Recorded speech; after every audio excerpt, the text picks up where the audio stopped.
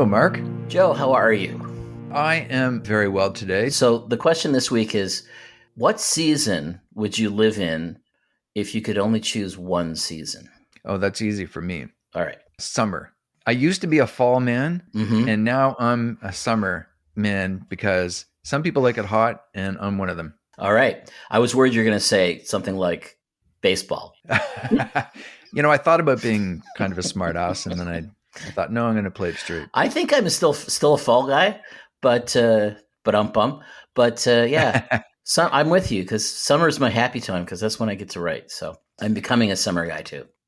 Now, okay, our guests, we have guests today. Perhaps we can pose the same question to them. So welcome to the show, guys. Paula Johanson. And I want to make sure that I pronounce your name correctly. Is it Celu? Mm-hmm. Yeah. Celu Amberstone. Celu Amberstone. Thank you for joining us today. Thank you. And do you have a favorite season or a season that you would like to, if you had to live in only one? I would probably say autumn as well because of, the warm but not too warm days and, the cool nights and the beautiful colors. Now, do you get the same autumn out on the West Coast that we do here in Ontario? It's not as bright as back east. Mm-hmm.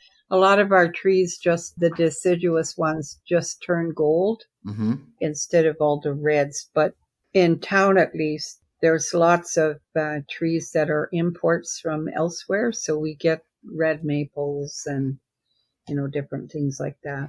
But it's definitely not as colorful as back east, for sure. But then you don't get drifts of snow after that. So. No. The West Coast forests are green in the winter, because all the moss on the trees is green. It's not like, late fall or winter back east where everything is browns and grays.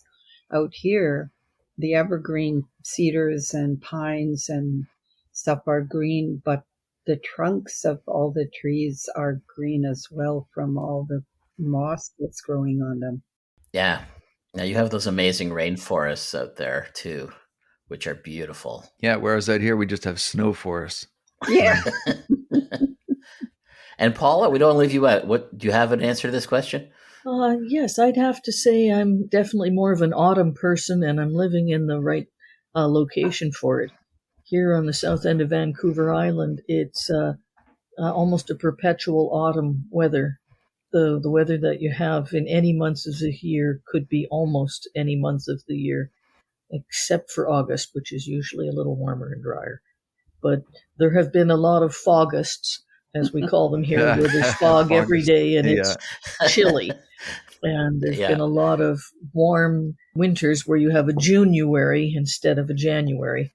So, Did you have a reason for asking that question, Mark? No, I'm just asking things I don't know about you that, I figure I should know.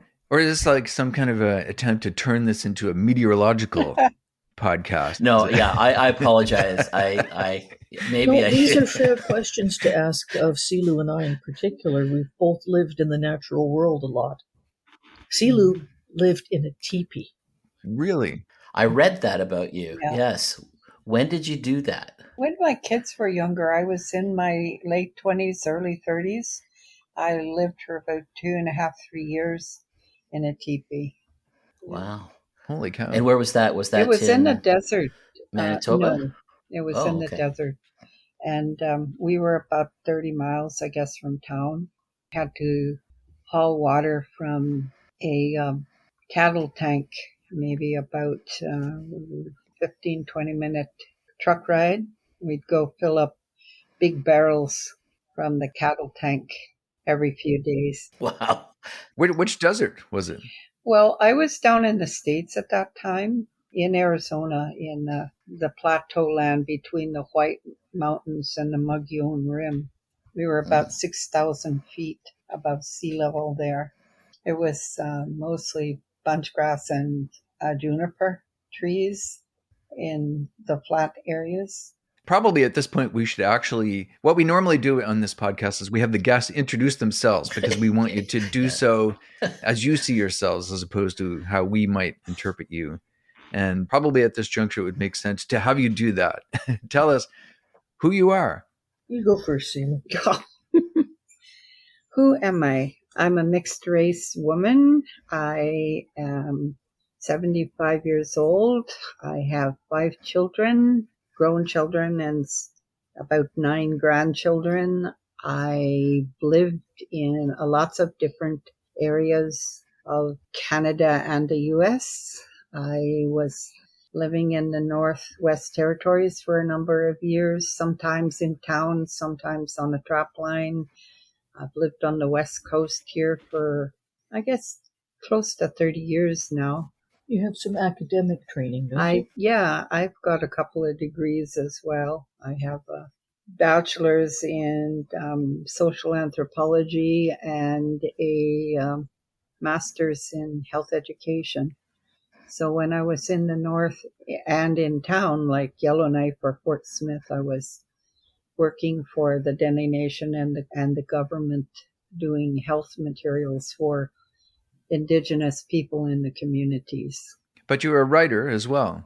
Yeah, I got into writing when I was in the north as well, because when I went up there to live, I was working for a doctor, and she sent me back to business school to learn to do typing and different things better.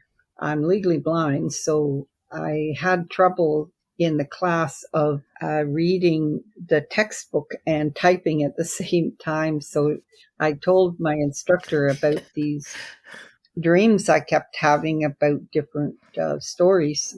She gave me a dictaphone and she said, go home and write it, talk into the machine, and then when you come to class, you can type them instead of using the dry old textbooks. So that's what I started doing, and that's what I got into writing my first book. When I started, it took me 6 weeks to write the first draft of my renewal books, which are now out of print. And by the time that the term ended, other people in the class were also typing my stories as well. So that's how I began actually writing books back in the 70s. Oh, wow. Yeah. What a great origin story for writing books. Took me about 10 years after that to get them published, but of course, yeah. Oh, yeah. Yeah. That's how it goes. And Paula, how about you? Well, I'm a writer as well. I born of settler people living here in Victoria. I've spent time in Alberta as well, living with my husband on his parents' farm north of Edmonton. We lived 15 years in a little farmhouse built in 1908. So when I say that we could definitely all stand to have a 1920 living standard at home, provided that there was a real school down the road and a real library and a real hospital, I do mean it. Yeah, I've been writing all along at breakneck pace and reading everything I can get my hands on. When I finished my bachelor degree in writing and French, I got a teaching certificate, which I've only used for a few months, really, except for teaching writing workshops with people. And that's been working really well. My fiction has sold, but I got introduced by a member of SF Canada to an educational publisher, and they and another publisher have brought out 42 of my short nonfiction books for school libraries. Incredible. Wow. Yeah. It's a big number, but each of them is very short, and they have detailed bibliographies at the back so that you read this brief introduction and feel smart. And you feel like you actually understand a part of whatever this topic is. And then you look at the back of the book and say, well, I'm so smart, I could look up this other book. That would be complicated, but I know how to start at it. And that makes me feel like I'm really, enabling. Takes a lot of research to do her books. It does. I wrote about AIDS and HIV at a grade 4 reading level. That would have been challenging. Protease inhibitors and all. But you can get there. You can get there describing protease inhibitors in words and sentences that make sense to somebody who reads at a grade 4 level. That's a real talent, though. Not many people can do that. Yeah. Even good science journalists don't necessarily do that very well sometimes. They're often the worst. I wasn't going to say that, but yeah, sometimes they don't break it down really as much as it could be broken down for people. Stephen Jay Gould is a rare bird in the world, and he can write in a way that his joy shows, like the joy that Carl Sagan felt about science.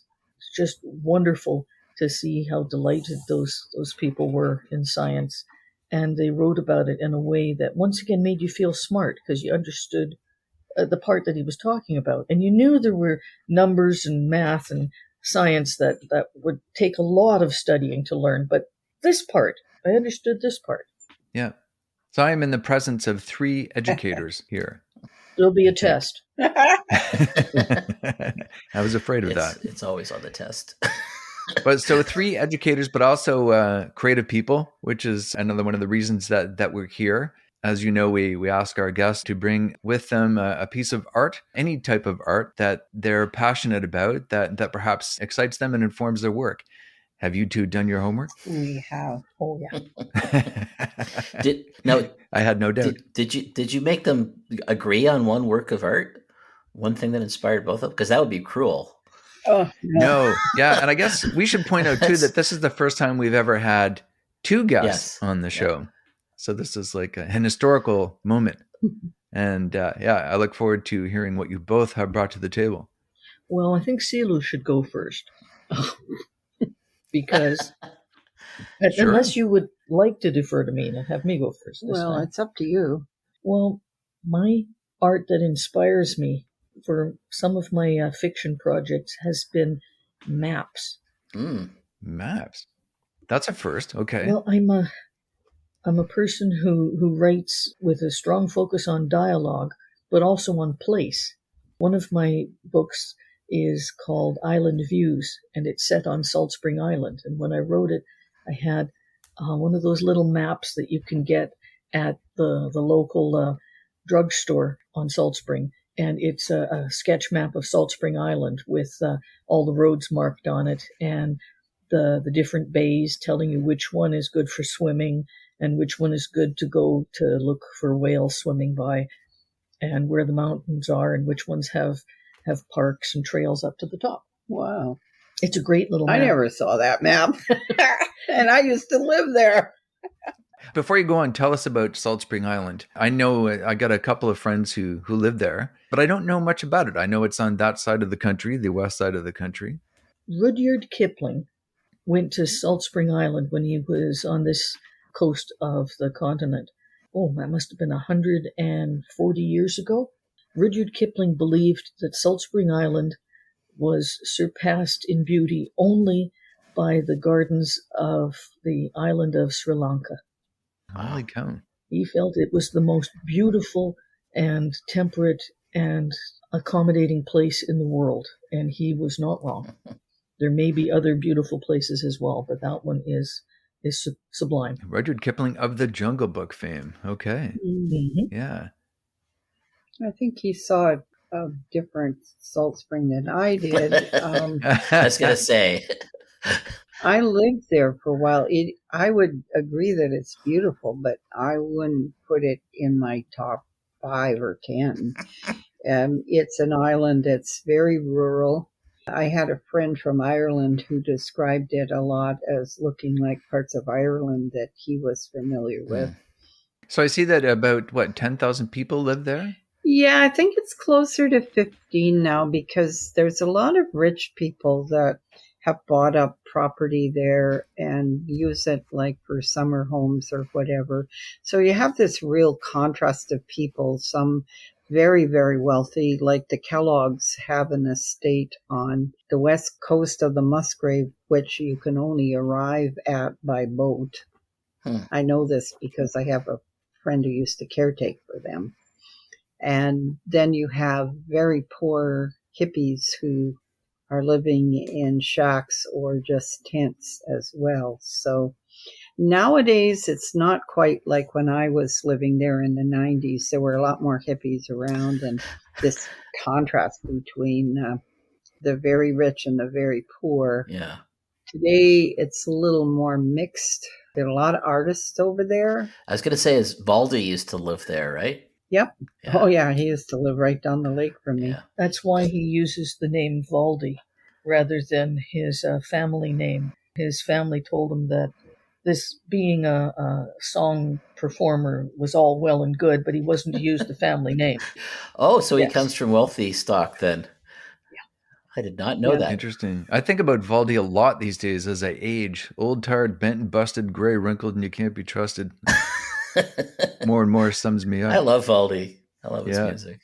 But now, okay, so Salt Spring Island is not the piece of art that you're bringing forward. It's a map of Salt Spring Island? Map of Salt Spring. Yeah. And like all maps, they are not just photographs, not an image that's pretending to be a photograph. A map is trying to tell you how people think about a place. Yeah. If it shows roads, it tells you that people are thinking about roads. If it shows mountains, it tells you that people are thinking about the terrain. Is it a particular map then, like one distinctive map that you have in mind? Well, that map in particular is one that's dear to my heart because it helped me write that short novel, Island Views. But right now I'm looking at a map which shows the area that is nowadays part of southern Manitoba and North Dakota and the American side and the Canadian side around the border. That was Red River country in 1868 and 1869. So it's from that era? The map is from that era? From that era. Yeah, I love old maps. I find them fascinating. Understandably, the lines are dotted. Yeah. The only line that is drawn on the map with any certainty is the line of the 49th parallel. Right. The medicine line across the prairies that had newly been appointed as the line marking out the American territory south of the 49th parallel and Rupert's Land, the land managed by the Hudson's Bay Company north of it. And while it was known intellectually that the border took a little jog around Lake of the Woods and then came to the western shore of Lake Superior, exactly where it jogged was still being determined. And specifically who lived there was a point of contention because there were discussions about who lived on which side of the border and whose country it was that was being described by that border. And I'm writing a novel set during that contentious time between October of 1869 and January of 1870, when the people who lived in Red River, that runs right across that border, had decided that they wanted to be part of the Dominion of Canada. They wanted to join Ontario and Quebec and were turned down. So they were thinking, oh, well, I guess that's not going to happen. And then Confederation happened, where Ontario and Quebec joined with New Brunswick and Nova Scotia, and they formed the Dominion of Canada, and they arbitrarily decided that they would acquire Rupert's Land from England under their own terms as spare territory, not as a province. And so this is the background of the book that you're writing. This is the background. My viewpoint character is a young Métis lad who ends up bringing the would-be lieutenant governor for the new territory into the border. And he gets halted at the border because north of the border are Louis Riel and the Métis folk of Assiniboia, the little colony where we now have the city of Winnipeg. And the provisional government had decided that they would not have a governor, thank you very much. They would have a proper admission into Canada as a proper province. I've always thought that about maps. They're social documents. They can be very beautiful, I find. Some maps, not all. But they're also political documents, aren't they? Yes. And a formal map that is either sold to you or is created for a government always has at least one small lie or error in it.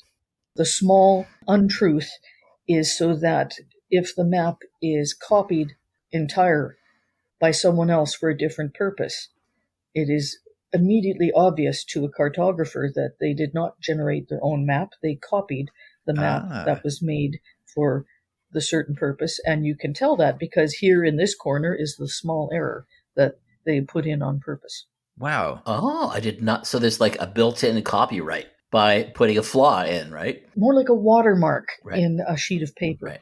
So this was the practice, but I assume this is no longer the practice. Oh, no, it's still the practice. It's still the practice. Yes. No, wait. You know what? You're describing GPSs. I think that's what you're describing here, because I don't trust those.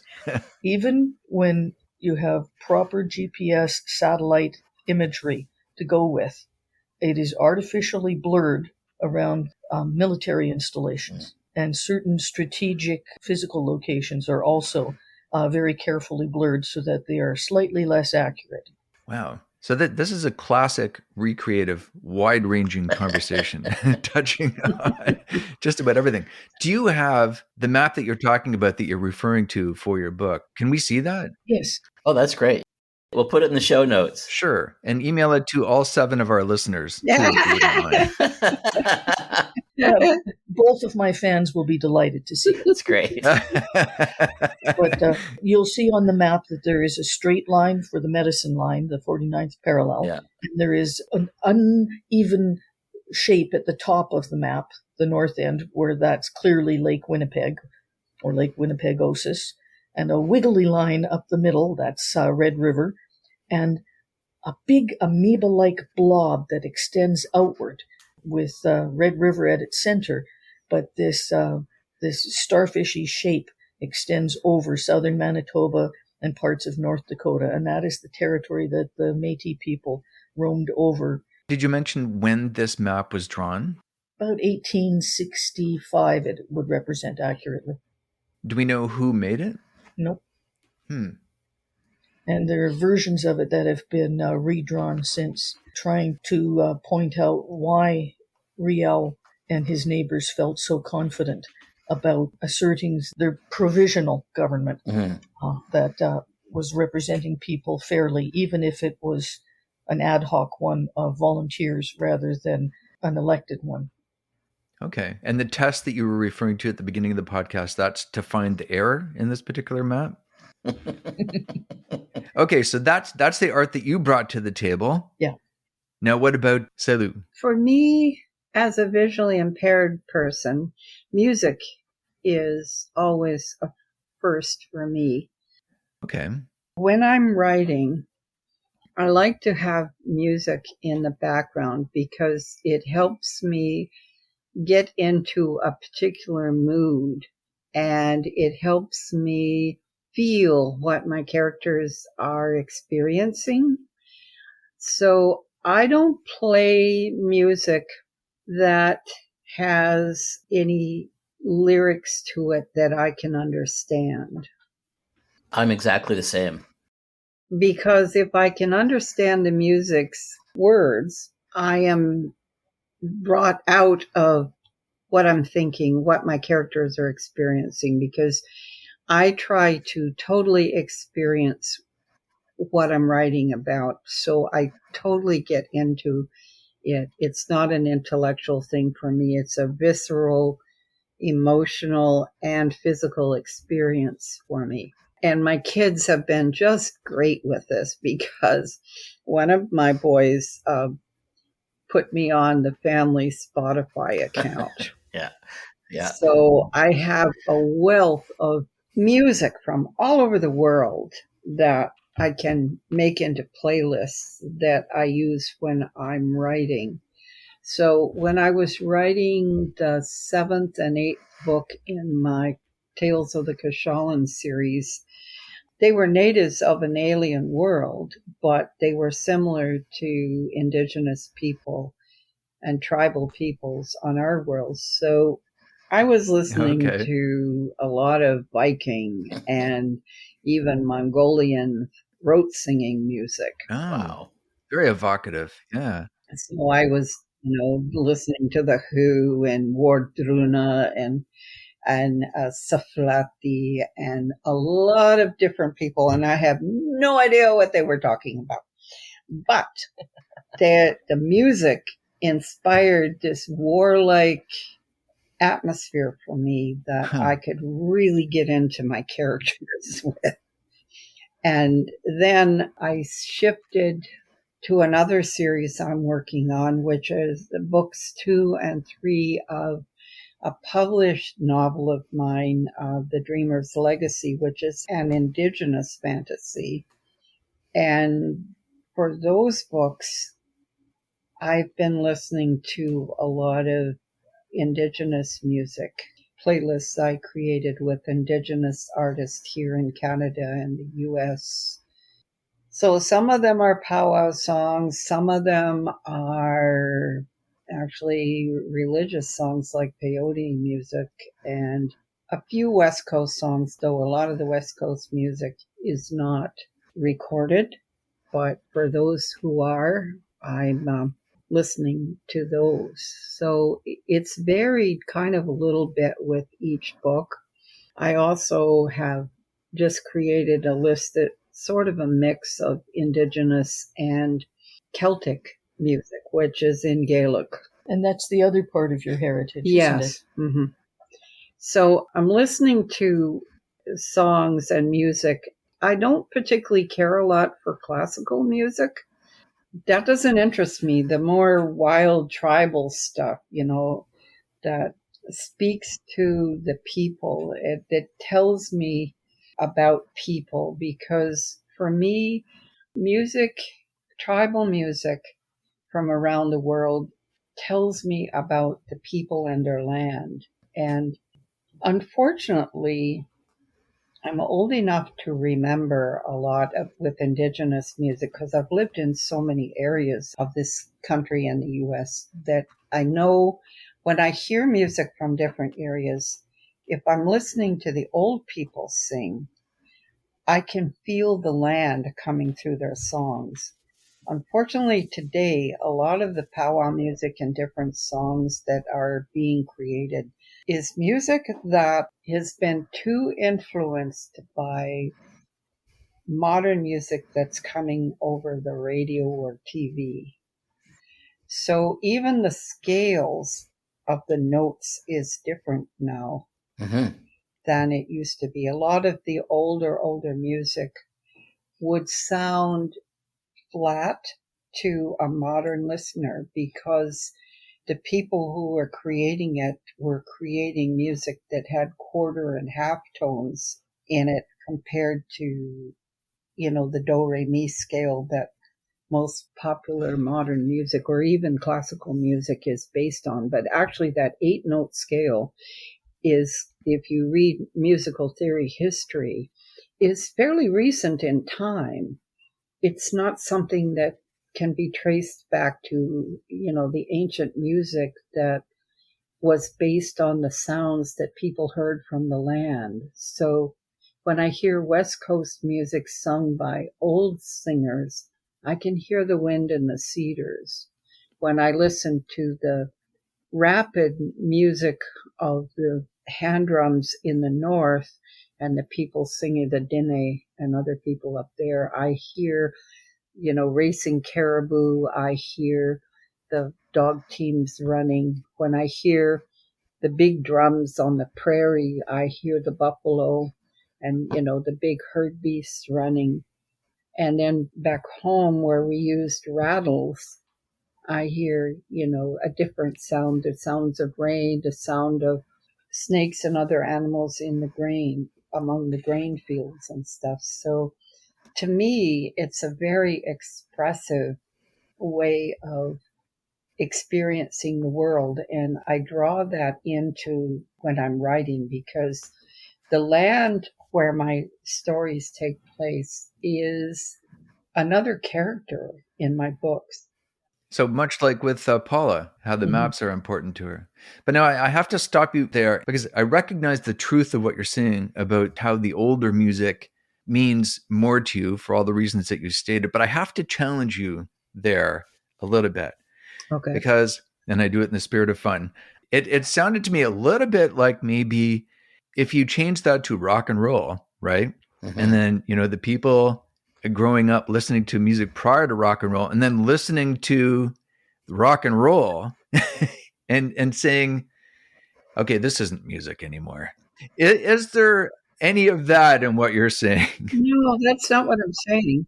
Okay. I would like to answer that one, not for Celu, but at you, to point out that the tonal singing that Celu's describing, the music theory in Europe clearly predates the Greeks, who named the Ionian and Dorian scales and the other scales that are understandable with our modern musical instruments and musical notation, half tones and full tones and octaves. That dates back at least 20,000 years to the bone flutes that have been discovered among not only our modern human ancestors, but our Neanderthal cousins. And when you look at the flutes, the spacing on the flute is the same as the spacing on modern flutes that are played. Wow. And flute players looking at these bones have been able to say with confidence that this would sound like modern flutes. This would play notes in the same scale, but that is the style of music from Europe. That is not the style of music that Celu is describing from her own peoples. It's not that I'm saying that it's not music. I'm saying that it speaks to our modern urban society, but it has a different message and tone to what older songs that speak with the voice of the land would say. It's not that it's better or worse. It's different. Right. So yeah, no less valid, but different, as you say. Yeah. So when modern songs, powwow songs are more rock and roll type, it's because the modern people who are singing those songs are living in a more urban environment. Yeah, so they're more influenced by what's Yes. around. I bet you would hear a similar thing from people who live in China who remember music before, Yeah. because there's a different scale there too. Yeah, it's a 5-note scale. But I have a practical question, which is, do you think about what you're going to be writing that day before you put the music on? Or do you put the music on and what happens? Well, usually when I start something, I listen to a particular style of playlist. Like when I was writing books 7 and 8 in the Kashalan books, I listened to the playlist that I created throughout that entire time. It wasn't that, I'm going to write about this today, so I'll think about this kind of music. Some people may do that, but I had a particular theme of music that I used during the entire time of writing those books. And that sort of triggered me when I heard it to think in that type of way. Right. And it sort of enhanced those characters and thinking about how they would respond to different situations. It was a trigger for that. So I would say sort of maybe the music triggered it, but also it didn't change from day to day. It was the same playlist, throughout the entire writing of that book. And that just sort of brought me right back into where I could pick up from where I left off the day before. Do you guys listen to music when you're reading? I don't.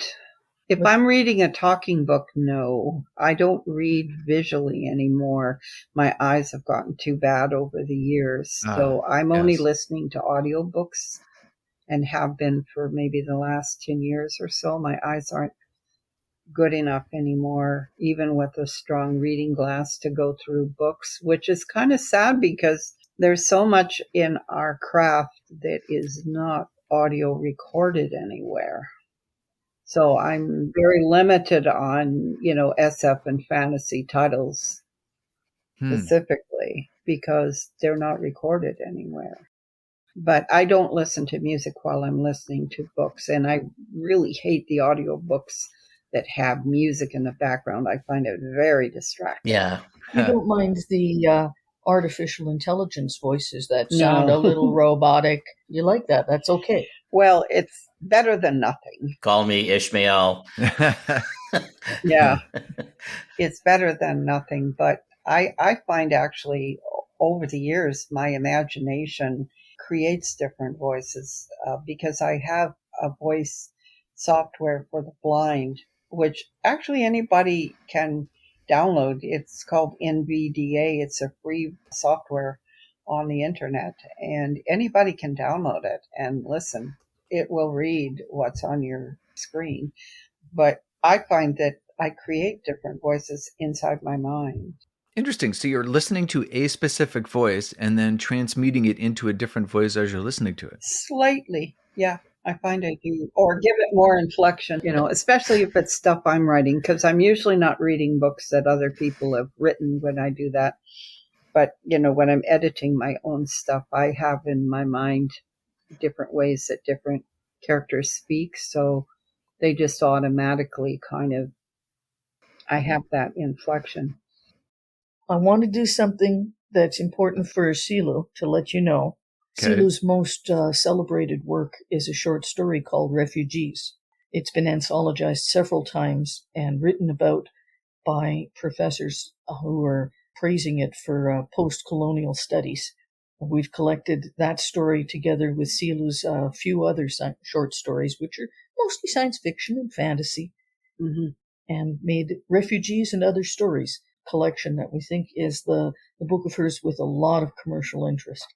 And Celu has mentioned her books, the renewal books, 2 of them that were her first 2 books that were published. And then she also had a pair of nonfiction books called The Blessings of the Blood and Deepening the Power. Yeah. And they are now being re-released by Celu herself in her own independent small press called Cashallan Press. And you can read about it at a website. I'll give you the URL. It's books2read.com/Amberstone. That's great. Yeah, thank you. Yeah. Is there something for you, Paula, that you'd like? Yeah, you're doing a great job, Paula, of celebrating other people's works. What about you? Yeah, she needs to do her own. My own new books are out on a similar small press that I call Doublejoy Books. And I have a couple of short novels and a couple of short nonfiction books. And they are available to be read about at my website, which is books2read.com/Paula J.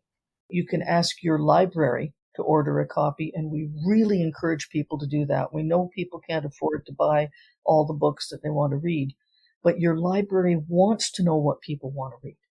And you tell them what you would like, they will get an ebook copy or a print copy, and then you can read it.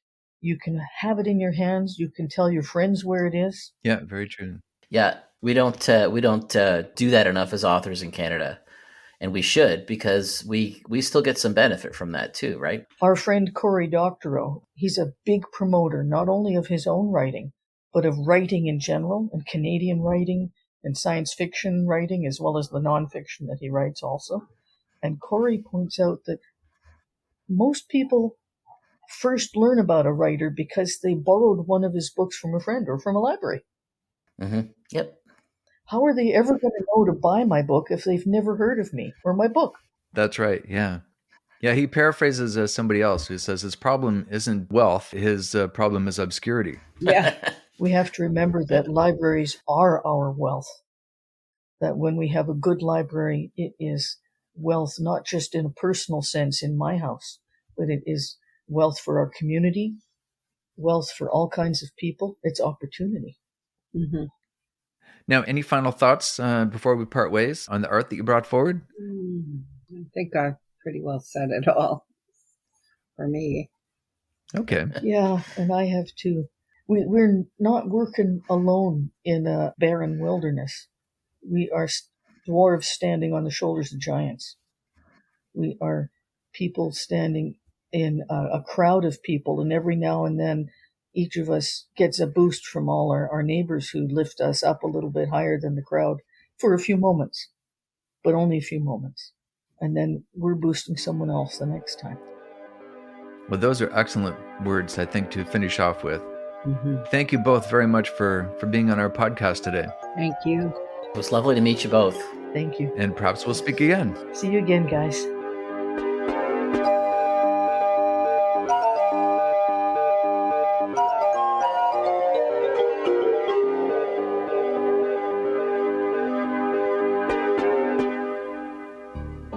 Joe, I'm really enjoying this. This has been fun, but I don't want to do this podcast anymore. You're talking about stopping the podcast. No, I'm just kidding. But I do want to take August off. I just had a heart attack, Mark. I was just trying to get that rise out of you. So yeah, I think we should take August off. I think we should end of July and come back after Labor Day. I think that's a terrific idea. Why don't we do a special episode to finish the whole thing off? A very special episode? A very special episode, yes. And we're going to launch your book, right? Yes. We're going to launch my book, Adventures in the Radio Trade, with a special live edition of Recreative. That sounds perfect. So we'll do that on the 30th. Sunday the 30th will be a special live edition of Recreative, after which we'll take August off. And then we'll be back on... After Labor Day. After Labor Day. I'll take my white pants off at that point. Your white pants. Right, because you're not supposed to wear white after Labor Day. Do I look like someone who pays any attention to that kind of... Do I look like someone who has white pants?